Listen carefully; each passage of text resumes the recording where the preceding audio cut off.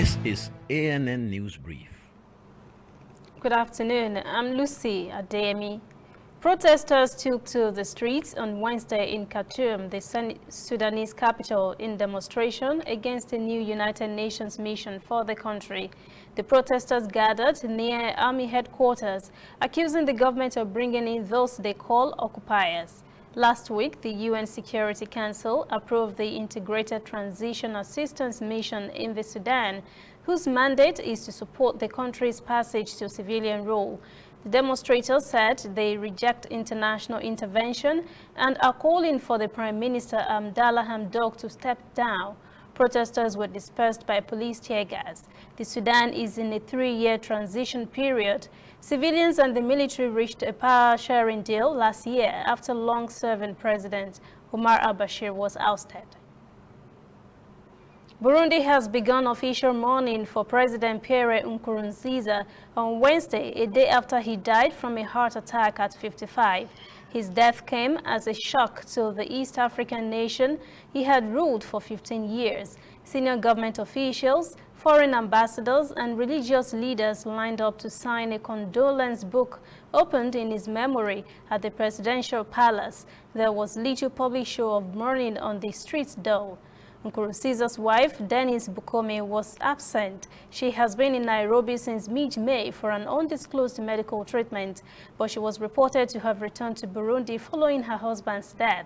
Nkurunziza was billed to stand down in August to make way for retired General Evariste Ndayishimiye, who won an election last month that the opposition said was marred by violence and rigging. The Constitutional Court rejected the rigging charges last week. Meanwhile, there is uncertainty over who will take over the presidency. The Constitution says if the head of state dies in office, the Speaker of the National Assembly should succeed him.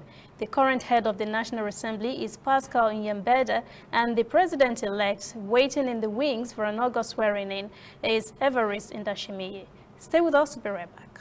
We are on the road every day, canvassing throughout Africa for news you really need. We follow this story everywhere, from every corner of Nigeria to the wide African expanse. We bring you what's making headlines. We connect you with news you can use. ANN, African News Network, in a truly African spirit. Ethiopia's parliament has approved an extra year in office for Prime Minister Abiy Ahmed after August elections were postponed because of the coronavirus. The upper house voted for a resolution that extended the terms of federal and regional lawmakers and the executive branch for between 9 and 12 months. House spokesman Gabriel Gabrielasi says elections will go ahead within that period once health authorities determine the coronavirus is no longer a public health threat. Ethiopia has recorded more than 2,500 COVID-19 cases and 35 deaths.